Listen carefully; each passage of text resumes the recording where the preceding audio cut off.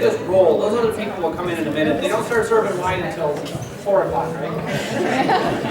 At 4 o'clock, we're going to have a group learning activity, and I would suggest you get only white wine because red wine could stain the carpet. And then you bring it back in here, and we do the second half of this thing. Yeah, I didn't get to everything in the first part, but there's one I did want to show you real quickly. It's an experiment that was done. And part of the whole thing that we were talking about and kind of looking into as a way people learn everything else. But there's a whole equity issue out there, and so as an industrial psychologist, we talk a lot about motivational theories. One of my favorite theories of all time was equity theory, done by a guy named James Stacy Adams back in 1965 is when he started it. And the concept was that we constantly are evaluating what do I put into a course of action and what do I get out of it. And then you compare that with either yourself at an earlier time or with somebody else. And so basically what boils down to this is I might be in a company and I've been working for 20 years in the field and I have the corner office and I get paid quite a bit. You're relatively new, you get paid less, you have a crappy little office, but you've only been in the field a couple of years. That equity balances out. Now I love to talk to my students about this in the old days when I would teach industrial psychology a lot. Is suppose you have a job and your job is to go to hotels, top rated hotels around the world. We fly you there and pay all of your expenses, and you simply fill out reports of how well the hotel meets the standards of what it's supposed to be doing. And I will pay you $100,000 a year to do this, for which students say, cool. And then I say, all right, now you've been working for me a couple of years, you're doing a great job, and we're going to bring somebody in who's my nephew, but he's a really nice guy, and he wants to learn the company and everything. He's going to do exactly what you're doing, and you just show him how to do it, and he's got some health issues and other things, so I'm going to go ahead and pay him like $120, and I'm just going to keep paying you $100 because that's really what I would normally pay somebody. Then I would ask the students, how many of you are now frustrated and potentially even thinking about leaving this job? And hands would go up. And the only reason the hand would go up is because you're comparing your situation that you were perfectly happy with something else. Now, if you ever have a student who says, well, you know, my roommate's taking the same class from another professor and they'd like to do anything and they're getting an A. I'm working my butt off in your class and I'm getting a C. They may not say that to your face, they say it a lot out in the hallways. And there's an equity thing. But equity actually hits for a lot of organisms. So this is one that's a study that was really pretty cool. The one on the right is the one who gets grapes. The one who gets cucumber, note that the first piece of cucumber is perfectly fine. The first piece he eats. Then she sees the other one getting grapes and we will see what happens. So she gives a rock to us, that's the task. And we give her a piece of cucumber and she eats it. The other one needs to give a rock to us. And that's what she does. And this one wants the cucumber. Then she gets a grape. They get a grape. She eats it. The other one sees that. He gives a rock to us. Now he gets again cucumber.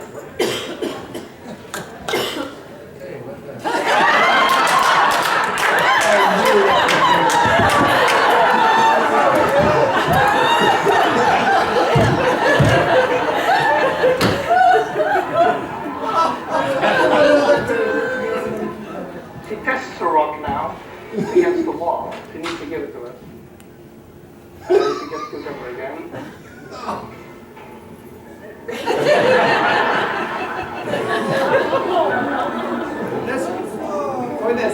Now gets just ugly. So this is basically the Wall Street protest that you see. So essentially what's happening here, of course, is the organism is really upset with the fact that they're not getting what other people are getting or what they're expecting to be getting. So one of the issues we have, and I don't want to get on too big of a soapbox, but I do like the periodic soapboxes here. If we're focusing on, I keep trying to watch the camera so I stay as much as I can. But if we're focusing on grades, if grades are the focal point of education, then the students are going to get very, very upset when the grade doesn't come out and look like what it's supposed to look like, or if somebody else is getting a higher grade and not working, perceived to not be working as hard. And there's all kinds of ways that people will then adjust this as much as possible, but it's a big issue that we have. So that this equity concept is always challenging. Part of the system we have to do, which is really actually difficult, is convincing the student that education is also important. And the reason I say that's difficult is that we have a lifetime of experiences here that we're trying to fight against. If you happen to get grades and somebody writes A++, wonderful paper on a 4th grade paper, a lot of primary schools don't get rid of grades, but if they do say A++, wonderful job, where in your house might you put something like that if you're the parent? Refrigerator. Notice how many people say refrigerator? By the way, I did a workshop in Brunei and in Macau and in Hong Kong, and they put things on refrigerators too, which is weird. But the refrigerator, someplace in the house that's prominent. That didn't get put up there because it said, I like how you thought about this. You seem to have some deep ways of processing. It's because it basically is an A. By the way, side notes here. Did you know that you can take your K-12 report cards to McDonald's for free food?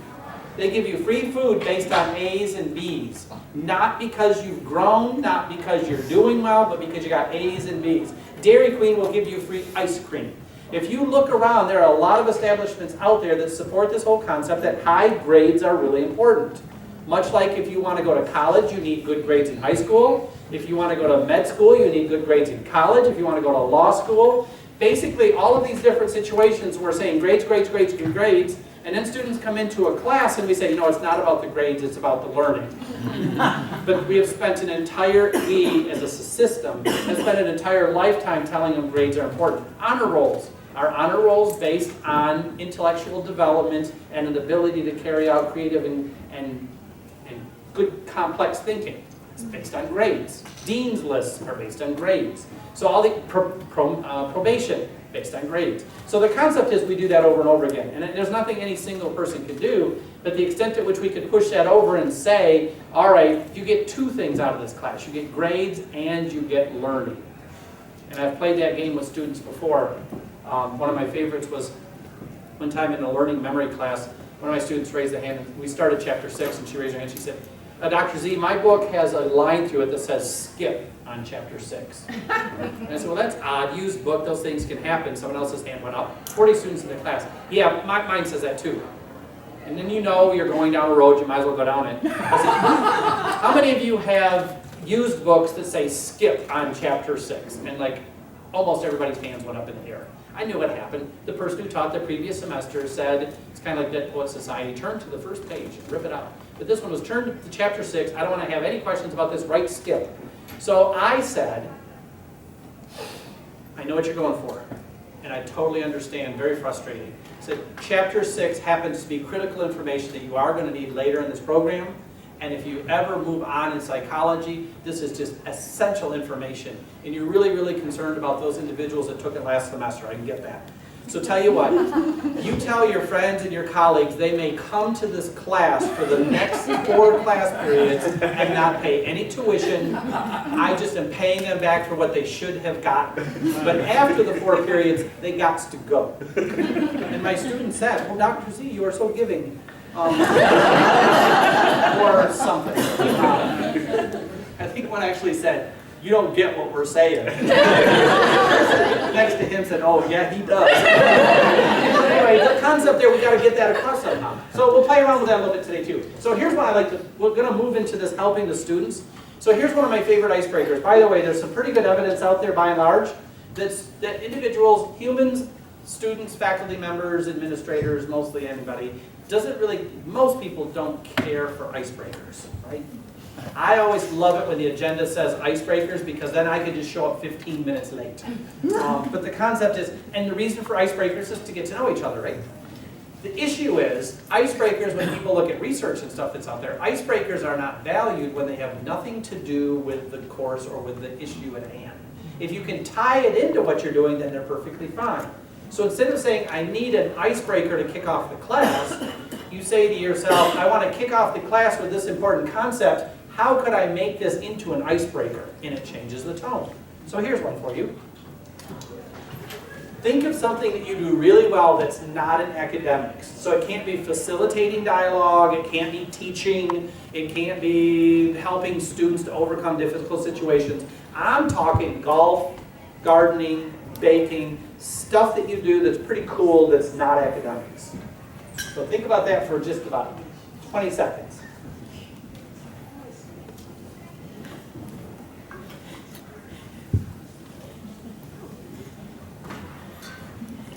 That was about 15, but I can't take it to 20. Okay, so kind of of a joke from earlier. Now think of one thing on top of that, one thing about that thing that you do that the average person wouldn't know. So if you pick golf, what's something about golf that the average person wouldn't know? Baking, what's something about that? So you've got a thing and what the average person wouldn't know. All right. Now the next thing I'm going to ask you to do is talk to someone next to you and kind of talk about that real quickly. However, I'm stalling real quickly because if it turns out that that isn't something what you just came up with isn't something you want to share, I still want you to think about it. You've got about 10 seconds to substitute something else really, really fast that might be more socially appropriate. I would suggest going with baking or sumo wrestling. Suits. All right, so turn to your neighbor, just take a minute or two. What are these things that you guys do?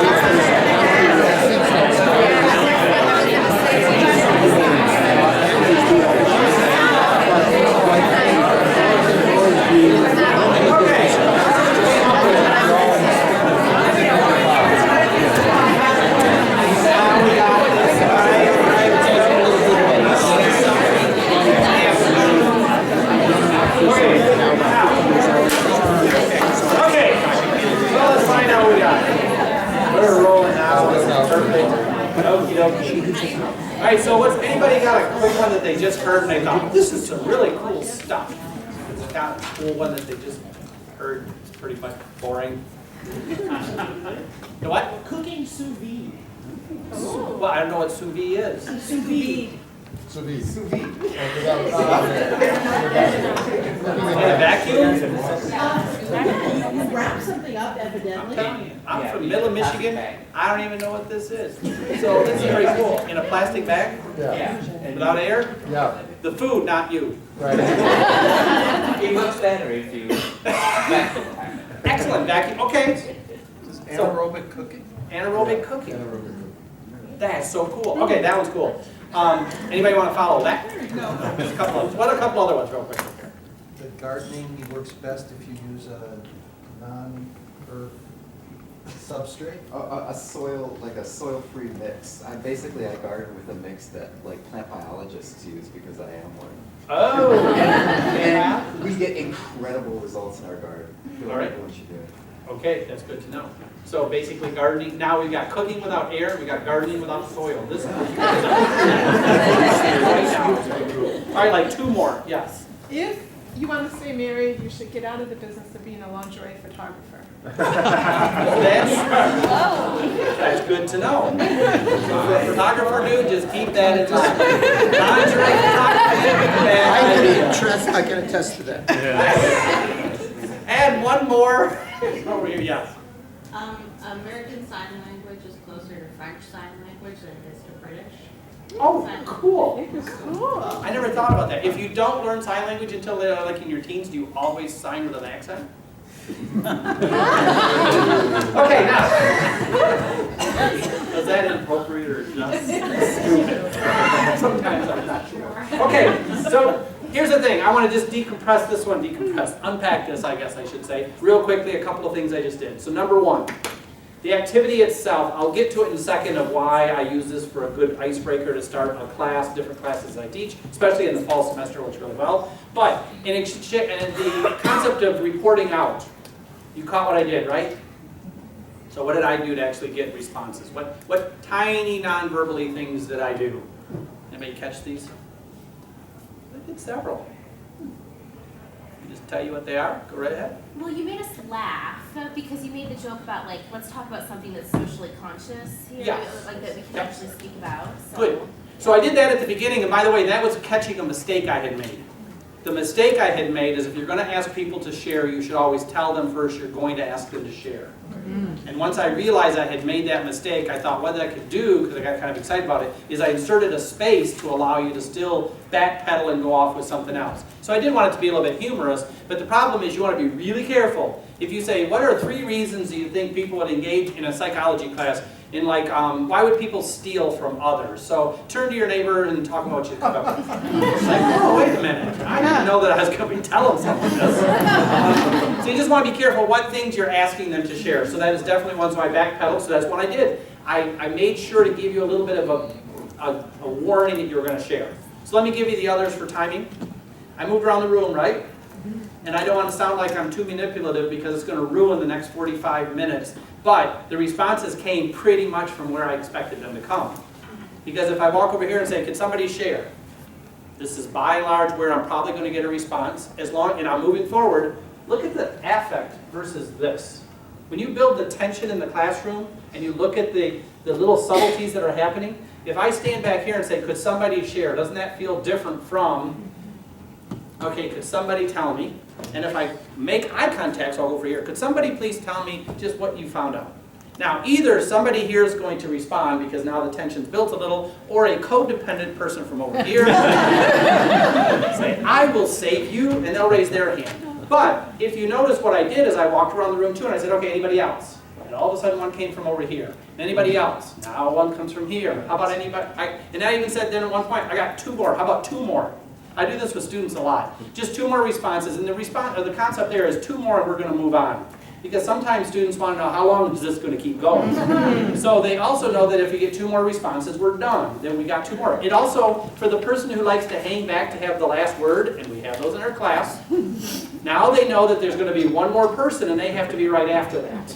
So the concept is that helps out. Looking directly at people makes a difference. You can shrink the room if I'm not getting many responses. And I say, okay, could somebody get started from over here? I'm not picking on a person, but it's someone from right in here. So that concept is there's a lot of little ways when people say I can't get the students to talk in class, there's a lot of little subtleties you can use. I can use gestures. Somebody tell me, anybody, got something? This is kind of a welcoming, hey, I'm looking for it. I can also stand here and say, all right, could somebody tell me? It's got a very different feel. So just watch those a little bit. That's kind of a helpful little side note to help the students. The concept here, though.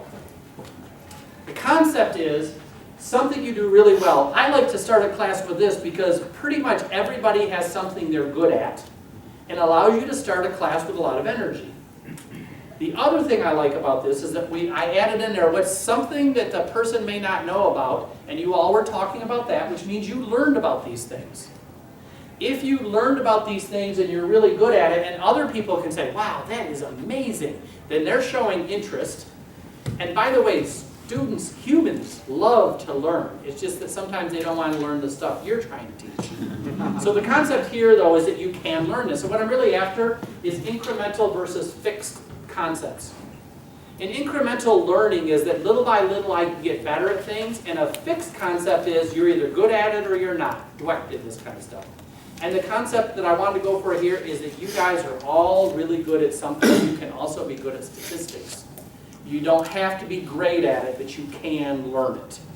And so we talk about how you can grow and learn these things just like you did at these. And by the way, how did you get better at what you do?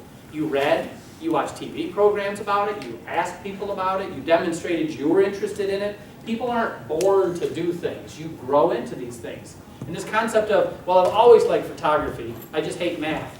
You say, wow, well, actually your photography career is going to be somewhat limited because there's a lot of math in photography. But also, we don't know why people like certain things. That's the really cool part too. I'm not sure why a person likes psychology and doesn't like econ. I don't know why somebody likes rec and likes to be outside hiking versus like to be inside. Anybody who's got broken the code on that one, that's a good one, because there's so many things that go into a human being. It could be that your parents took you hiking when you were young, and that's why either you love it or you hate hiking. Could be that you went camping a lot. It could be lots of things. It could be that you worked on engines with your dad or your mom. And then later in life, when they start talking about learning styles, which we'll get to in just a second, I'm hoping, you might say, well, I'm really good with my hands. I'm very good with kinesthetic kinds of things. Well, sure, you spent the first 10 years of your life helping rebuild engines. That would help make a person like it and be good at it. It turns out, by the way, we tend to like the things that we do well and get good feedback on, and we tend to not like the things that we do poorly and get bad feedback on. That's weird, isn't it? So, as we move along, the concept here is you can learn to get better, but the one I want to really hit because of the session is you have to work at it. Doing something over and over and over again will help you get better at that very specific thing, but it won't help you get better at the overall concept. So, you could drive for 20 years, every day get in the car and drive. And you may become extremely proficient at putting the car into gear and getting from your house to the university, your house to a grocery store, your house across country, wherever, but it's a very specific type of driving. You would never become a professional driver just by driving a lot. In fact, almost by definition, professional drivers have not driven a lot. They've driven nowhere near as much as I have because, quite frankly, they're very 52-year-old race car drivers. There's a couple that are close to that. But your hand-eye coordination's gone. If you're 19 years of age and racing cars, you haven't been driving a lot, but you do work at driving. I just happen to come from a stock car family, so I have 3 family members who race cars. They're over at the track all the time practicing very specific things. If you start to spin out, how do you get out of it? If someone bumps you in the back, how do you drive out of it? So they actually practice at driving. You could make cake every day for the next 15 years, and if you got really good at chocolate cake, what that would mean is you wouldn't need recipes, you wouldn't need to be told what temperature it has to cook at, you would just know that. But it wouldn't be that someday you spontaneously just made this.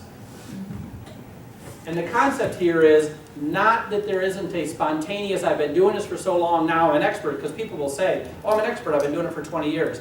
No, you're an expert because you've been working at it for 20 years.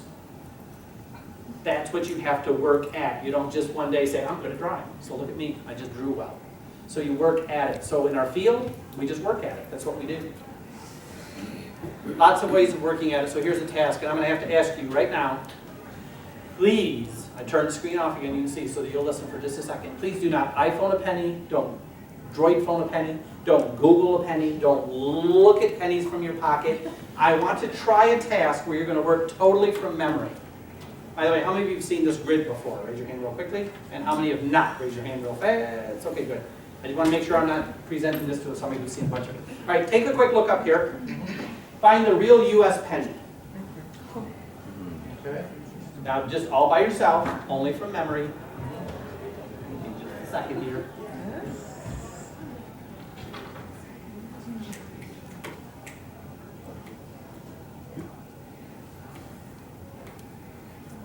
All right, now,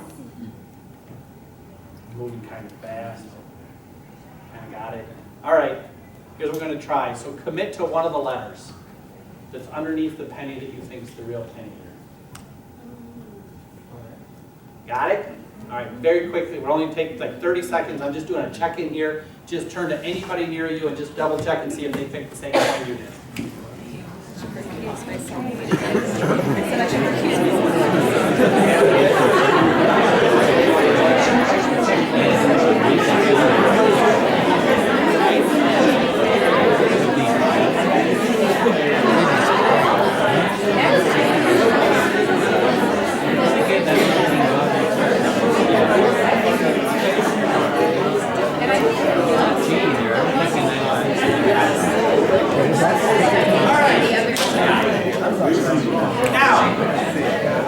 Here's what I'm after. Not any discussion you've had, just the coin you started with. The coin you started with, I'm going to ask how many picked A, how many B's, how many C's, how many D's, and see where you started on this task. So, how many people picked, and you know, if you look around the room and think, nobody else raised their hands, and I'm not going to raise my hand, that's just sad. Be proud. How many picked A? All right, several A's, good. B's, B's, C's, D's, good. E's, no E's, F's, G's, ooh, lots of G's, H's, several H's, I's, oh, there's lots of I's, J's, several J's, K's, ooh, I like that one best so far, L's, very good, M's, very nice, N's, excellent, O's, and none of the above. I had someone a few years ago, I've been using this for a long time, and someone says, it's none of the above. I said, no, there's one of them. They said, no, it's not. I said, yes, it is. I said, no, it's not. I have 3 kids, I can do this all day. So, you said, which one's the real U.S. penny? And those are, none of them are the real U.S. pennies. Those are representations of U.S. pennies. You know which discipline would say such a thing? Art history. Philosophy, I heard that. Philosophy. So it came to my mind right at that moment. It was one of my favorite jokes. It was a spur of the moment joke. I said, oh, you know, philosophers are just psychologists without data.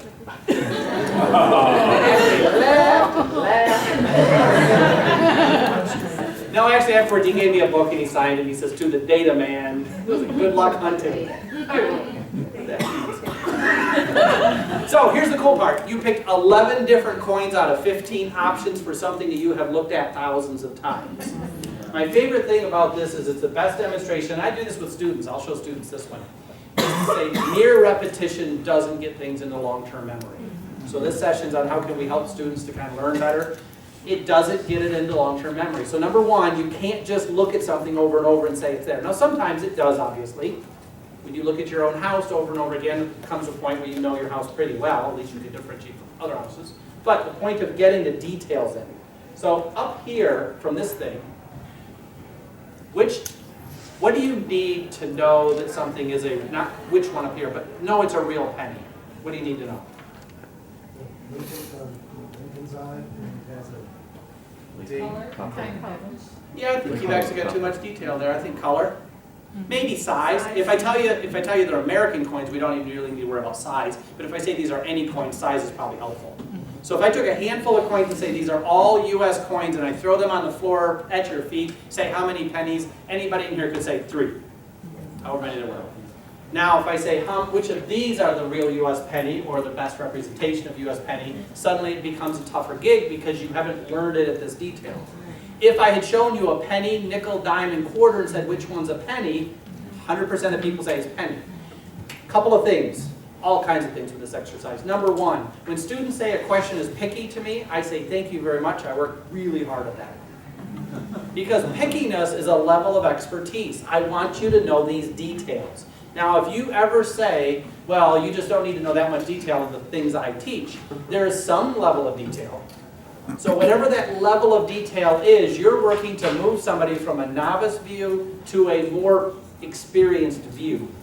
Knowing where the date is and what says at the top, that's not necessary, so you don't learn that. In fact, when the brain works properly, think about how we live everyday life, we should work at something until we've got it, and then you let it go.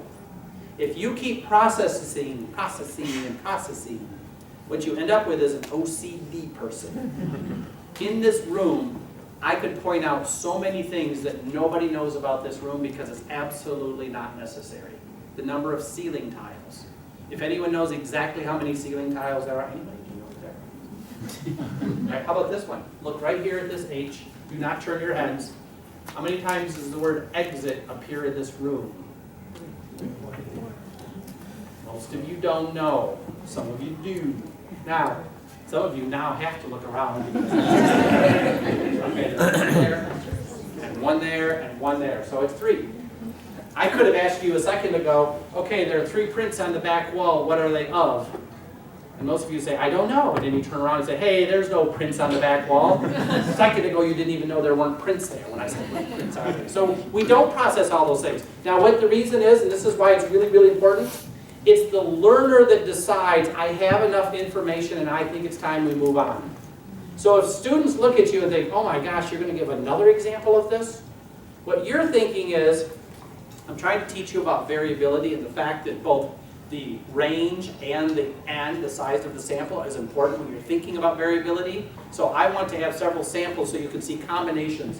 Large range, small n, large range, big N, small range, big N, small range, little n. And now I'm on my 4th problem and you think, oh my gosh, I got it after the second one. It's not a big deal. It's variance over n. We can do this thing if we're calculating these things. So the point is, the learner can say, I'm done.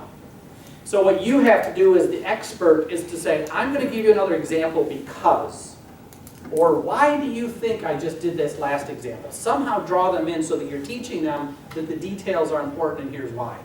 It's also the nuances that make this stuff exciting. It's the details that make it exciting. So keep in mind, there's some really insidious things about learning. One of them is, you have the details, you see the systems, and so you think your area is really exciting. I'm the learner and I don't know the details and I don't know the system, so I think you're just a goofy person that finds something stupid exciting. Now, as I learn the details, I can find out how exciting it can be, but you have to get me to that point. Everybody has a sport, at least one, that you think is a dumb, stupid sport. And the best probability is that you don't know much of the details of that sport. Remember watching baseball with somebody, bottom of the 9th, home team, we're rooting for the home team. Bottom of the 9th, behind by 1 run, leadoff batter gets on base with nobody out. The person next to me who never watched baseball, or watched it periodically, but knew nothing about baseball to speak of, said, oh my gosh, if this person gets a home run, we're going to win. That is probably the one thing that neither coach was thinking. The 2 people who were running the baseball team, I doubt that the coach was saying, okay, let's just get a home run. You got a person on first base with nobody out, all kinds of things get interesting about baseball. Golf can be terribly boring, hockey is terribly boring, all these sports are boring unless you know the nuances. So is your field. I heard one just recently I loved. I asked, what about your field is so exciting? And one person raised his hand, he said, in mathematics, it's the rhythms. He said, I have my students dance on the first day of every class. Literally get up and dance so that they can get a sense of the rhythms of mathematics. And I thought, that's so cool. But he's telling his students why he's doing it. So, there you go. Now, Wait, You don't always have to know the answer. no, it's right. See, I'm glad you said that. Let's just go on and, hey, this is a great experiment. Let's just not know. For how many of you would that just not work? All right, the right answer is G.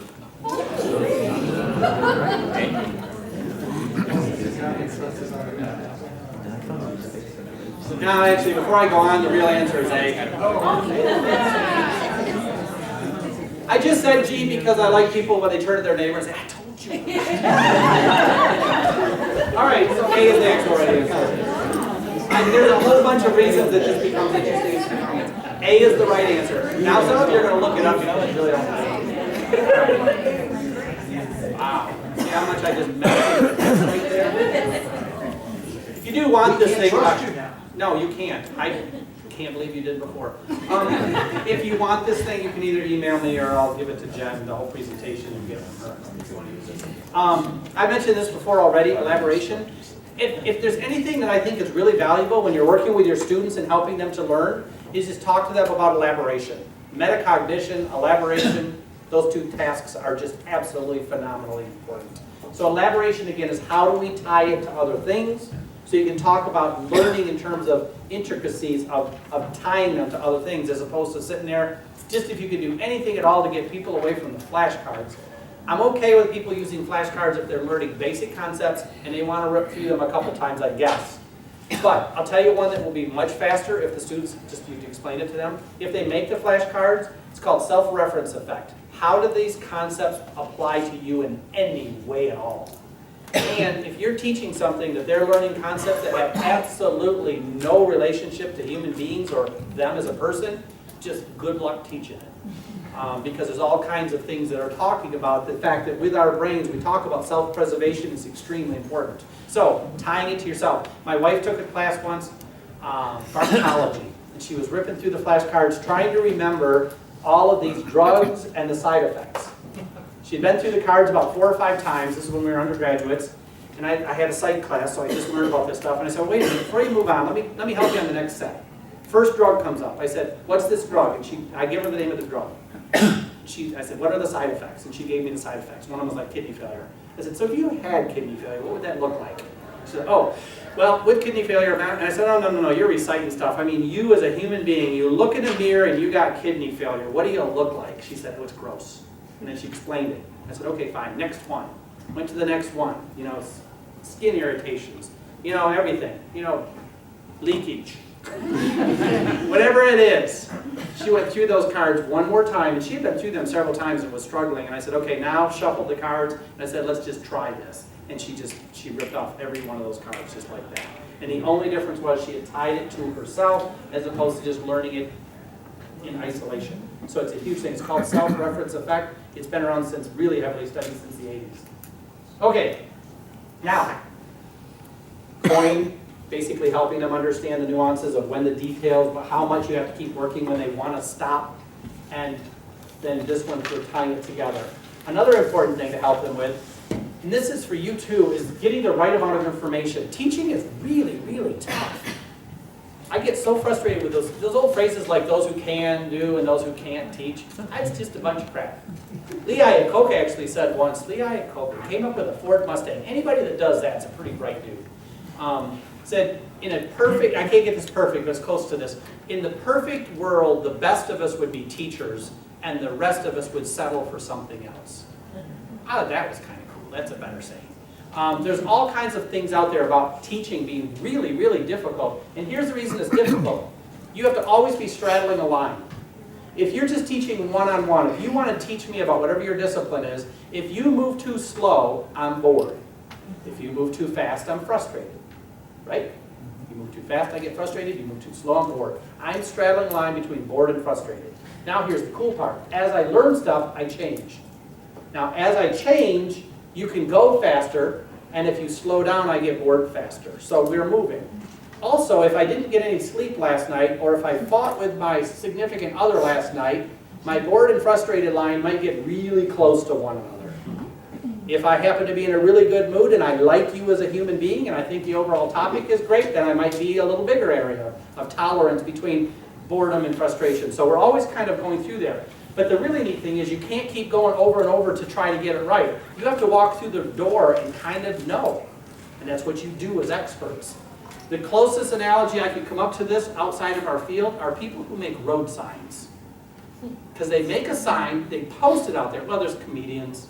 You tell a joke, and if it's not funny, you do that enough, you're not a comedian anymore. If you're not funny, you never were. But the concept there is, and we have to do this, and you watch some people who tell jokes and say, well, that's funny, you just didn't realize it. You say, well, I'm teaching you something, you're just not learning it. So it's a concept of trying to figure this out. But with road signs, you make it, you put it out there. Here, I went on the internets. You know, when you get old, you put the word the in front of it and then pluralize it.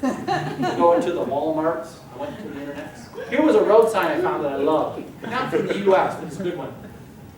No person on, and this is why you're driving by. No person shall on a Friday or Saturday or Sunday, the day preceding a public holiday or on a public holiday, drive or cause to be driven between the hours of 6 p.m. and midnight a motor vehicle which exceeds 10.5 meters in length on all main roads. That's a cool sign. Is it? Florida? Could be. So we get these signs that people think this is a really good way to convey information. Turns out this is, I mean, this doesn't even max out what it can be. And usually there's a no turn on red and a whole bunch of other things around there. You know, I was turning left, you get cognitive road kind of stuff. You get so much information out there that you can't process information. I was in an intersection much like this one time, and it had several other signs, crosswalk signs and everything else. It was a red light, and it was a one-way road, and I was on a one-way road, right? You can turn left on a red light unless it says not to. You can turn left on a red light if you're going from a one-way to a one-way. I start to go, and I hear this behind me. I look in the rearview mirror, and it's a police car. Thinking, oh, that's odd. And my wife's with me, and she says, what's up? I said, well, that police car just, I think he honked his horn at me, but I'm not sure. She says, well, I know this is a one-way road, and I know that's a one-way road, so it's legal. I thought, okay, so I started to go again. I stopped again. Turned around like, what? And he reached out his window and he pointed up. And amongst all of these signs was one sign right in the middle that said no turn on red. But now what you see more and more, and now it's fun to watch for them, you'll see sometimes when they're in a neon color, sometimes you'll see one that's outlined and it flashes. What they're trying to do is draw your attention because there's so much stuff they can't figure it out. In a class, there might be so much stuff going on to a novice that you think it's easy and they can't see what's important. They're trying to write down everything. Sometimes our words are inconsistent too. I love this little sign. This one actually isn't wrong, it's just confusing. You can ride against the traffic on this one-way street as long as you're on a bicycle and you stay in this lane. That's good. This one's the same as that one, but I think these are hilarious. Somebody actually had to bolt this sign to that pole. So you stop and think, why would a person do such a thing? This is actually my favorite one ever.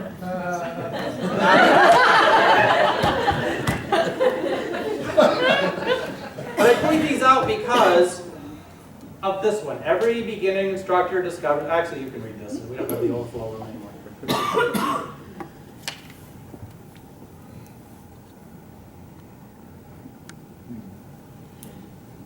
Sexist language, so I apologize for that, but it was written in 1962 when everybody was that way.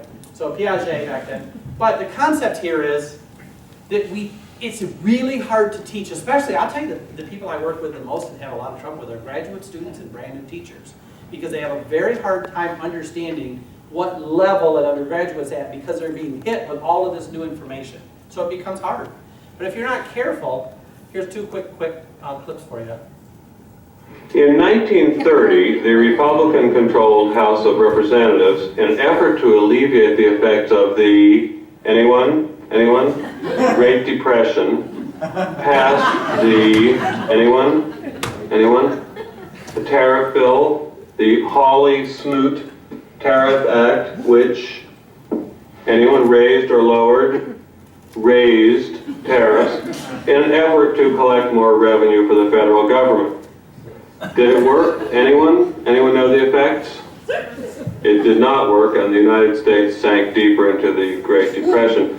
Today, we have a similar debate over this. Anyone know what this is, class? Anyone? And now, you know what I love about this, which is so cool, is that if you fast forwarded this about 30 years or so, it's just everybody will be holding onto their cell phones, right, and on their computers. Computers and cell phones are not the disengagement in the classroom. People will use it as an excuse and say, if students didn't have those computers, everything would be great. They're just so distracted. They can be distracting, but we didn't need those in the 1960s and 70s. We just had, I mean, look at this, I just love that look. But we had imaginations. And we could just think of stuff. And so here's what I want to warn you about, because I think it's coming and nobody's talking about it. If somebody is sitting in your room, Michael's sitting in your room, and he has a notepad and he's taking notes, and I'm sitting next to him and I'm going like this. The cool thing is you don't know what we're doing. And the common belief in education is he's a good student, I'm a bad student. Now, I tested with my daughter recently because I was curious of her texting. Remember all of you folks who did typing classes, how we used to do speed tests? We would have 30 seconds to type or a minute to type as many words as we could, and then we would calculate, we'd do that 3 times and kind of get an estimate of how many words per minute we could type. I tested my daughter on this using 30-second blocks 3 times. She hit 39 words once, 40 words once, and 39 words. Wow. She could type 80 words a minute on her phone. Now part of it, of course, is because you start to type a word and the word pops up, and if you hit the space bar, it drops it and you go to the next word. It doesn't matter, it's assisted, but I could do 80 words, I can't. She could do 80 words a minute, I'm about 40. She can't write 80 words a minute, which means she can, in class, take notes better, and I don't mean faster, I just mean better, because she can sort through what she wants and type it out. She can type notes better on her phone than she can for writing. And then she can download these onto her computer, and then she can search them. But if she's sitting in your class going like this during class, you tell her to put the phone away. So what we'll have to watch, and I don't know when it will really become a discussion point, but I've heard nobody talking about students taking notes on phones, but I've got to believe it's going to be happening. And the tricky spot is you won't know. Now, for those of you who say, well, yeah, but maybe she's not using it for notes. What if she's just texting her friends? What if he's writing out his grocery list? Does that bother you? He's got a paper and a pencil, and if he writes down hamburger, hot dogs, hot dog buns, hamburger buns. See, you're teaching the class, so he's smiling, looking up and nodding. You didn't know he just wrote, I just made a joke to myself, hot dog buns and hamburger buns. I could have just put down buns. And as he's writing these things out, we don't know what they're doing. So we have to be careful of what's going on. So watch what's happening and have those conversations with the students. By the way, that's going slow. What if you go too fast? For a number of years Now, imagine you're sitting in my class and you have to take notes because there's going to be a quiz. now, work has been proceeding in order to bring perfection to the crudely conceived idea of a transmission that would not only supply inverse reactive current for use in unilateral phase detractors, but would also be capable of automatically synchronizing cardinal grammeters. Such an instrument is the turboencapulator. Now, basically, the only new principle involved is that instead of power being generated by the relative motion of conductors and fluxes, it is produced by the modial interaction of magneto-reluctance and capacitive diractance. The original machine had a base plate of prefamulated amylite surmounted by a malleable logarithmic casing in such a way that the two spurving bearings were in a direct line with a panometric fan. The latter consisted simply of 6 hydrocoptic Marsal vanes so fitted to the ambifation lunar wane shaft that side fumbling was effectively prevented. You can do that side fumbling, you're in good shape. That's a fabulous actor. Isn't he great? Remember that? Oh, I can't believe he memorized that. I think that was just absolutely fabulous. But I will tell you that at some point in your life, every one of you has sounded like that to somebody. Some topic. Not maybe every day, but that's sad. But you're working, if you've got any kind of, if you've done a dissertation or a master's thesis, you definitely sound like that to your spouse. And a good spouse will just nod away, and he or she will say, oh, that's great, honey. So it's cognitive aspects of performance appraisals, and when you delay the what was that you said again? And at that point, I'm thinking she's gardening in her head. But that's okay. So we have to be careful because we put this stuff out there, and if I ask you to take notes on that, most people would sit there and say, I don't even know what to write down. So again, when we're looking at students, it's easy to say to students, well, they don't take notes. I don't know why they don't take notes. One of the reasons they may not be taking notes is they don't understand what you're saying. The other thing may be they don't know how to take notes. By the way, I had a major prof when I was an undergraduate. I loved this guy. I was a teaching assistant for him, and I was complaining about the students and the fact they weren't taking good notes. And he says, yeah, sometimes it's tricky in an intro level class. And a couple weeks later, I complained about the students and not taking notes again. And the third time I complained about it, after about a month or so into the class, he said, you know, I have kind of a personal rule is you can complain about something for 3 times, and then either shut up or do something about it. And I said, really? But they're not taking notes. He said, that's 4, so we got a problem. So I said, well, I shouldn't have to teach him how to take notes. And he says, you've got to stop talking or do something. And so he and I talked it over a little bit more. And I said, okay, I'll try to do something. So I thought, I'm going to try to teach my students how to take notes. They should know, but the fact that they don't know means maybe somebody should teach them. So by the way, I gave them my quick little simple thing. This is just my method. Try to keep it very simple. I said, here's the deal. In this class, if I write something down, write it down. So if I go to the board and write something down, you write it down. If I repeat it, write it down. If I spell it, write it down. Wundt was the one who founded psychology, W-U-N-D-T. I probably spelled it for a reason. Wundt, I just repeated it. and I might write it down. Or, number 4, because the first one, you've got if I write it, if I spell it, if I repeat it, or if there's a dramatic pause. That's your writing time. So I would do that, and then I would watch the students, and afterwards they started taking some better notes. But I also paid attention to when I was writing, when I was pausing, and so I became a better teacher in terms of helping them to take notes, but I also explained to them quickly how to do it. So there's some things we can do to play around with that one. So we're always kind of hitting between those two. Oh, by the way, one of my other favorite ones, and we obviously don't have time to do it here, is I have a quiz that goes with that, and if I gave it to you, you would score about a 90% average in here. And what I would do is just write a really bad quiz, because you talked about assessment a little bit earlier. So one of them would be, which is the following of and I'd use the word 3 of the things would, or one of the things would start with a consonant, 3 of them would start with a vowel. So it would say and if it was a vowel, it would say for a consonant, so you just pick that one alternative. I'd have a different question, or I have a different question where there's 3 short answers and one that's really long, and that's the right one.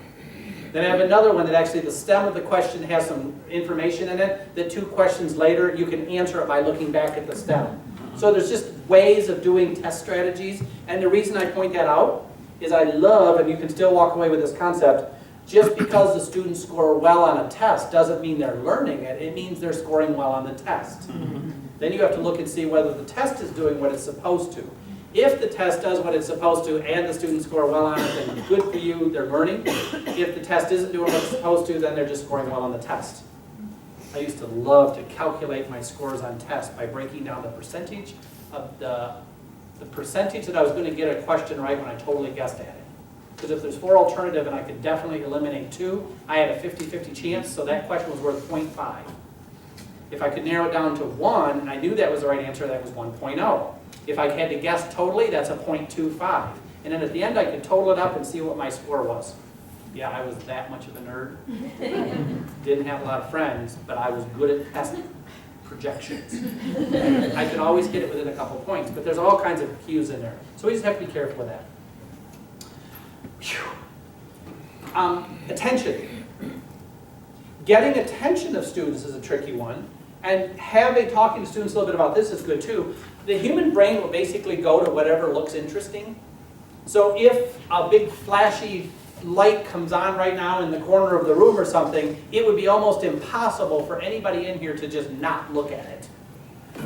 Okay. Moving around draws some interest because as basically the human beings that we are, we're hunters. Our brain, again, goes back. We don't change evolutionarily in a decade or 2. So game that moves, things that move have more information than things that are stationary. So just as a quick side note, when people say moving around helps, keep in mind that a stationary object has less value to you than a moving object does. Very few people are afraid of being hit by a parked car. The moving cars are the dangerous ones. If you're walking along the street and somebody starts running at you, running right toward you, that's way more interesting, and I use the word interesting as in draws your attention, than if you're walking down the road and you see somebody standing still.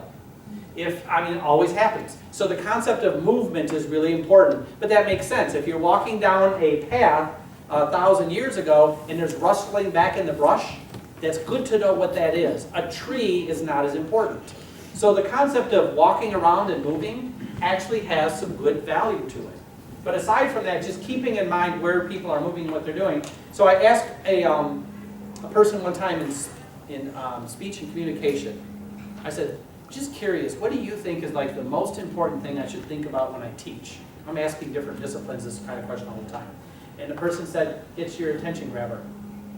And basically what she said, this was quite a while ago, she said, go watch Toastmasters. And I tell you the same thing, go watch TED Talks. And watch and see how long into the talk the person has your attention. And what you find, TV programs do the same thing. If a TV program can't get your attention within about 2 minutes, you're gone. So in the classroom, it's really a pretty decent idea to think about, okay, for today, what is my major message, and how can I get attention in the first 2 minutes? Now, I'm not talking about turning your lives into entertainment industry. I'm saying the difference between, for instance, if I walk into class and I'm teaching classical conditioning, okay? Teaching classical conditioning, and I didn't pick one up, But if I walk in with a balloon and just walk into the class and I take a balloon and a sharp pin, I said, okay, everybody, let's get started. And then I pop it. And I say, all right, let's try that again. And I blow up another balloon. And I tie it off and I say, pay attention to your physiology. Now I've got your attention because I just popped the balloon, right? So now I got, pay attention to your physiology, and I take the balloon, go like this, but I stop. And I say, did you feel that? And the students say, yeah. And I've had classes of 400 where I've done this. And say, raise your hand if you felt that in your stomach or in your shoulders, tensing up. And I have students raising their hands all the way to the back. And I say, you want to know why that happened? You want to know why you just did that? Let's go to the kind of the videotape and let's figure this out. The students are very interested in that. I heard a person one time talking about neurons and said, if you let a neuron connection be represented by a penny, think of the Empire State Building and fill the Empire State Building with pennies, you wouldn't even be anywhere near the number of connections you have in your brain.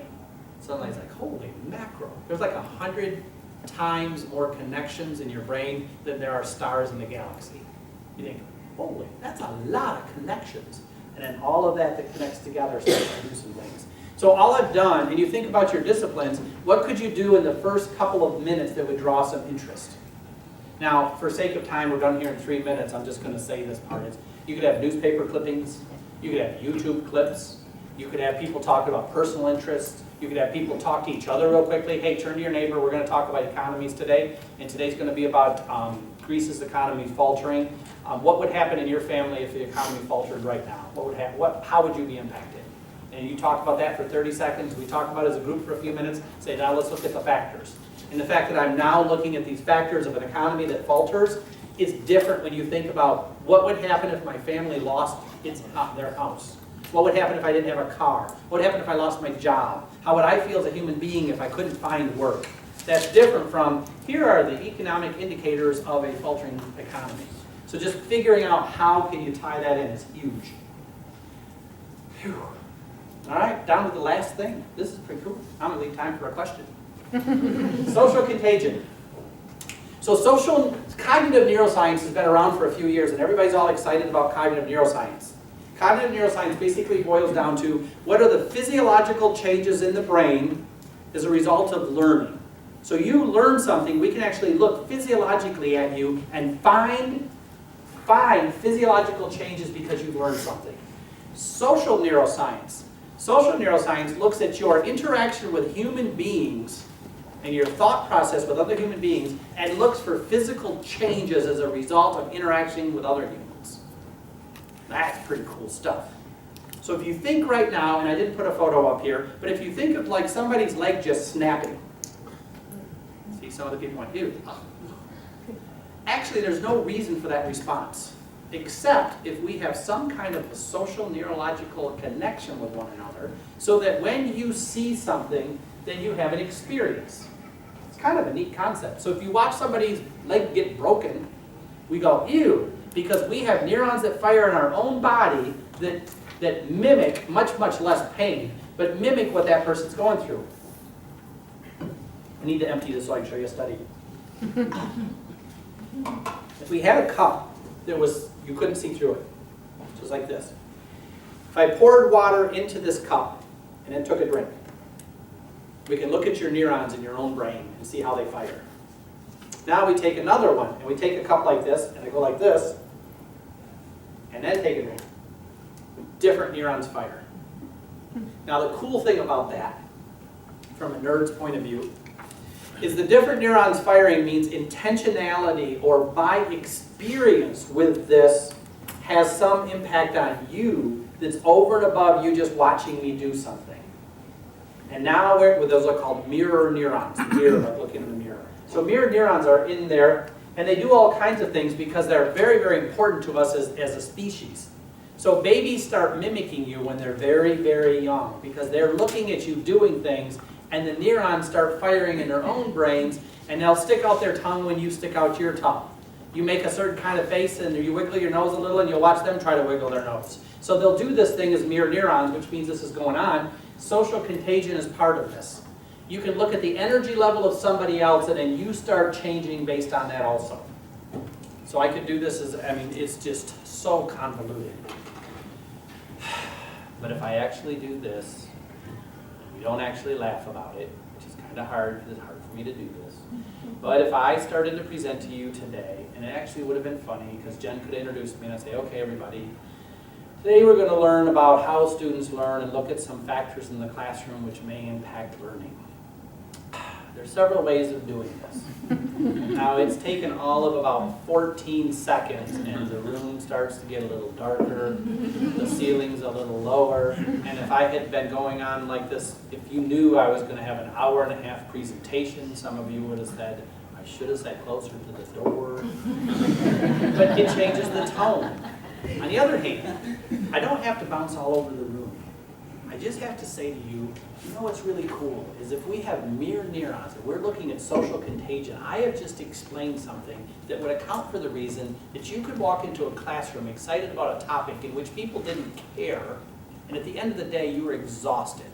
Because their energy level was there, yours was here, and as again, what we do as a species, as we're social animals, we tend to migrate toward each other's levels. And if you've got a whole bunch of people down here, and you start here, you will end up down here using all of your energy just trying to raise them a little bit.